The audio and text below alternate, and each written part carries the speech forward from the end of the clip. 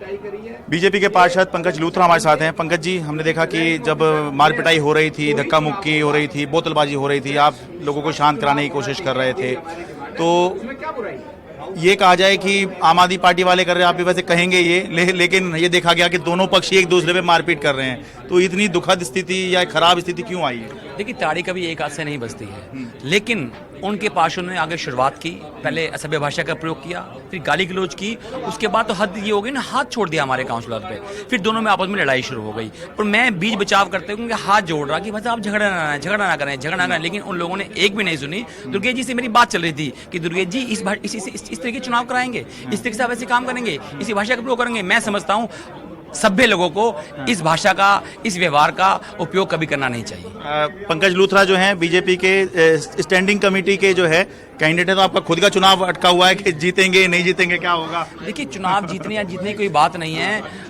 उनको घबराहट इस चीज की है कि मेयर की वोटिंग में और डिप्टी मेयर की वोटिंग में 3 और 6 वोट का फर्क है। वो कहने हैं कि इनकी अब स्टैंडिंग कमेटी की वोटिंग में 6 वोट का फर्क है, ऑटोमेटिक चुनाव वो हारे पड़े हैं, और इसलिए वो घबरा के चुनाव नहीं करवाना चाहते और चुनाव को उलझाना चाहते हैं। तो हम कह रहे हैं कि मेयर साहब कि इस चुनाव को तरीके से कराएं, लेकिन करवा नहीं रहे हैं। पहाड़गंज के पार्षद हमारे साथ, आपका नाम क्या हो? मनीष चड्ढा। मनीष चड्ढा जी, हमने देखा कि आप स्टेज पे दिखाई दे रहे थे, और तो क्या कहेंगे कि उनकी तरफ से शुरू हुआ, आपकी तरफ से शुरू हुआ, तो आप कहेंगे, लेकिन नहीं बिल्कुल हम नहीं कहेंगे। आप खुद रिकॉर्डिंग चेक करिए। 5 घंटे से पिछले हर 10-15 मिनट बाद मेयर हाउस अटेंड करती है और 2 घंटे बाद हाउस में आती हैं। हमने इनको इतना ही कहा है, पहले तो हमें कुछ बोलने का मौका दो। आप फोन अलाउ क्यों कर रहे हो उसके अंदर, वोटिंग के अंदर? मान रही है कि अब फोन अलाउ अब आगे नहीं, आगे के नहीं, तो जो वोट 50 गल चुके हैं वो भी तो अनवैलिड है ना। फिर जब लोगों ने फोटो खींच ली उन वोटों की, तो आप बताओ ये अलाउ है क्या? आप खुद फैसला करो, और उसमें हाउस में जाके आप देखो किसने शुरुआत करी है और किसने महिलाओं को मारा है। वोट टेबल चढ़ के मारा है इन लोगों ने। हमें तो मैं देख रहा था ऊपर से महिलाएं छुपी हुई थी, जब बोतलबाजी हो रही थी महिलाएं जो नीचे छुपी हुई। जी, आप खुद देखो वीडियो के अंदर, आपको उस सब प्रमाण मिलेगा कि किसने मारा, किसने क्या करा, आप सब देखो। हम तुमसे हाथ जोड़ रहे थे कि आप सिर्फ अब डिप्टी मेयर का चुनाव हुआ है ना शांति से, अगर हम ना होने देते तो वो भी ना होने देते। अब स्टैंडिंग कमेटी में क्या पंगा है वो आपको पता है कि इनकी 3-4 क्रॉस वोटिंग हो गई है। अब वो उनको केजरीवाल ने ऑर्डर कर दिया है, जो भी वोट डालेगा फोटो खींच के लाएगा। उनको अपने पार्षद पर विश्वास नहीं है, तो इसी चक्कर में बस वोटिंग नहीं होने दे रहे। अच्छा जी, ये कारण है। ठीक है। संदीप कपूर हमारे साथ, कृष्णनगर के पार्षद हैं आप, दूसरी बार की। मैं सेकंड टाइम पार्षद हूँ। ऐसा देखिए, 5 साल हम भी रहे, लेकिन ऐसा सीन नहीं देखा। इतनी गुंडागर्दी, जरा सी कोई बात नहीं, आपस में बातचीत चल रही है दोनों पार्टियों में, और एकदम पीछे से गाली गलौज करते, टेबलों को फांदते हुए, 5-5 टेबलों को फांदते इनके पार्षद है, ऊपर धक्का देके गिर गए। मैं खुद दीवार के साथ बहुत तेजी से पीछे जाके गिरा, हाथ जोड़े, लेकिन मैंने देखा कि ये मानेंगे नहीं, तो मैं भी साइड से होकर निकल गया और अपने आप को बचाता हुआ। और ये बड़ी दुखद स्थिति है, और आने वाले 5 साल कैसे निकलेंगे मुझे लगता है इसका ट्रेलर है, और दिल्ली की जनता इसे देख रही है। ये मीडिया जो है, एग्जैक्ट रिपोर्ट्स आनी चाहिए, और आम आदमी पार्टी के नेताओं को संज्ञान लेना चाहिए, अपने पार्षदों को समझाना चाहिए। मैं तो इतना ही कहूँगा। समाधान क्या निकलेगा? ये मतलब मार पिटाई तो कोई हल है ही नहीं लोकतंत्र में। देखिए, समाधान ये है कि जो सीट पर बैठी है मेयर, अगर वो सिर्फ आम आदमी पार्टी के बड़े नेताओं से डिक्टेट लेकर काम करेगी तो काम नहीं चलेगा। जब 2 चुनाव बिना मोबाइल के, बिना पेन के हुए, तो तीसरे चुनाव में मोबाइल और पेन की जरूरत क्यों पड़ गई? क्योंकि इनकी क्रॉस वोटिंग हो रही है, अपने पार्षदों को इन्हें कंट्रोल करना है, इसलिए। ठीक है, बहुत बहुत शुक्रिया। थोड़ा सा आगे चलते हैं, बीजेपी के और भी पार्षद यहाँ दिखाई दे रहे हैं। शिखा राय जी हमारे साथ में हैं। मैम, हमने तो देखा कि मारपिटाई से पहले आप स्टेज पर चढ़ गई थी, वो ये कह रहे हैं कि आप लोगों ने मेयर पे हमला कर दिया, तो इस पे आपका क्या पक्ष है? वो मैं जो स्टेज पे चढ़ी थी उसके बाद मैं आप लोगों के पास आई थी, यही बात बताने के लिए कि किस बात ने मुझे मजबूर किया कि मैं मेयर साहब के पास पहुंचूं। हमारा माइक बंद कर दिया गया है, हमें बात कहने की इजाजत नहीं हो रही, हमें कोई जवाब नहीं मिल रहा किसी बात का।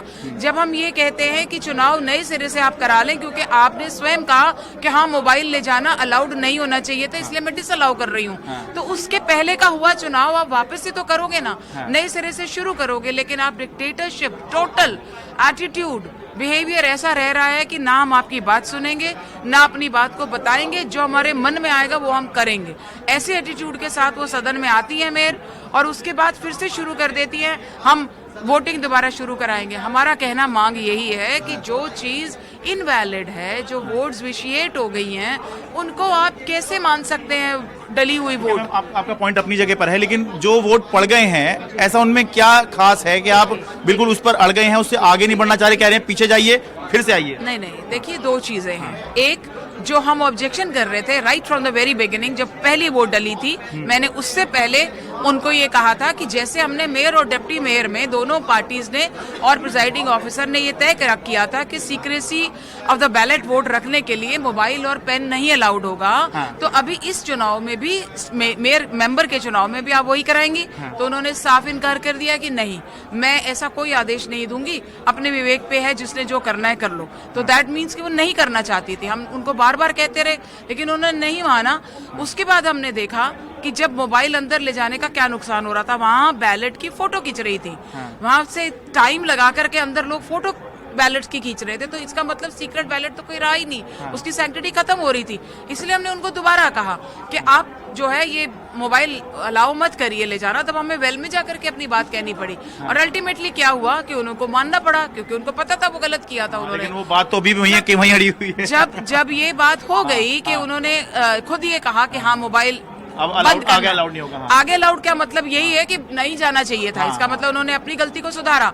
तो जो गलती हुई तो इसका मतलब जितनी वोट्स डली हैं वो गलत ही डली हैं, एक। दूसरा, उस समय जब वो प्रोसेस स्टॉल हुआ, रुका, उस समय कईयों के हाथ में बैलेट पेपर थे। उस डिब्बे में कितने डले कोई किसी को जानकारी नहीं थी। वो बॉक्स वहां से उठ करके कहाँ गया किसी को पता नहीं। ऐसे हालातों में जब इस तरह का प्रोसेस स्टॉल होता है कि हाथ में किसी के एक बैलेट पेपर है, कोई 2 है, 4 है, 5 है, किसी को मालूम नहीं, तो क्या आप मान सकते हैं कि वो चुनाव वैलिड होगा किसी तरीके से भी? अब वो कह रहे हैं कि वो बैलेट पेपर ही नहीं है तो चुनाव कैसे कराएं, वो भी कह रहे हैं। अब बैलेट पेपर नहीं है तो ये तो देखिए और आगे कर दीजिए। अगर ऐसी बात है टाइम दीजिए। बैलेट पेपर सुप्रीम कोर्ट का कंटेम्प्ट हो जाएगा। सुप्रीम कोर्ट का कंटेम्प्ट हमें समझ में नहीं आता कि वो किस तरह से कह रही है कि चुनाव में कंटेम्प्ट होगा। सुप्रीम कोर्ट का contempt with in 24 hours notice issue करने का था, वो किया गया। अगर फर्स्ट मीटिंग में कोई एजेंडा आपका रह जाता है तो आप उसको एडजर्न करते हैं अगली मीटिंग के लिए। इसमें कोई मुझे बड़ी बात तो नहीं लगती कि क्यों, किस कारण से। असल में उनको डर है कि अगर मोबाइल अलाउ करके हमने नहीं किया, शंका है उनको, क्योंकि उनके यहाँ से क्रॉस वोटिंग हुई है पहले दोनों इलेक्शन। उनको डिजिटल युग का जमाना है। इस डिजिटल युग के जमाने के अंदर बैलेट पेपर छापने में मैक्सिमम 1 घंटा, अगर वो करवाना चाहे, उनकी नीयत हो, तो निगम की अपनी प्रिंटिंग प्रेस भी है। क्या 1 घंटे में बैलेट पेपर नहीं छप सकते? नहीं छप सकते। उसकी जो है प्रिंटिंग आप करके उसे अभी किसी ना किसी कंप्यूटर से निकाल सकती है। There are so many veg.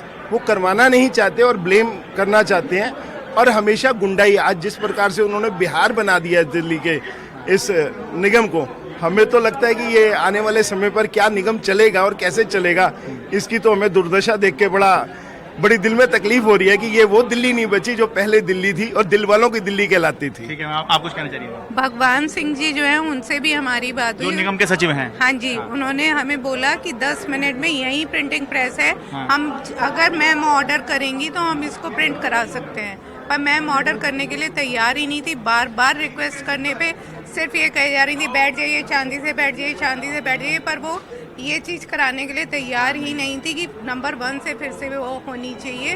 और उसका एक्सक्यूज़ वो ये दे रही थी कि हमारे पास कुल 245 बैलेट्स हैं। जो जबकि हमारे 9 पार्षद तो आए ही नहीं थे। अगर वो चाहते तो इसको करा सकते थे, लेकिन वो कराना ही नहीं चाह रही। हर बार 5 मिनट कह के आती थी, 15 मिनट कह के आती थी, घंटा 1.5 घंटा से पहले वो नहीं आ रही। और उनकी तरकीज़ ये थी कि मैं तो सदन के लोगों का वो सम्मान करते हुए ये चाह रही हूँ कि वो मोबाइल ले जाएं, किसी की डिग्निटी को आहत नहीं करना चाहती। और वो खुद इतनी डिग्निटी आहत कर रही थी कि 250 लोग उनकी वेट में 1.5 घंटा बैठ रहे थे। बहुत बहुत शुक्रिया। ये थे बीजेपी पार्षद, जिनका ये कहना है कि आम आदमी पार्टी ने जो है ये सदन में जो है मेयर और डिप्टी मेयर का चुनाव हो गया, लेकिन स्टैंडिंग कमेटी का जो चुनाव है वो ठीक से लीगली आम आदमी पार्टी जो मेयर हैं आम आदमी पार्टी की, वो नहीं करवा रही हैं। एमसीडी हेडक्वार्टर दिल्ली से अपने कैमरा सहयोगी जेवियर थॉमस के साथ में शरद शर्मा, एनडीटीवी इंडिया।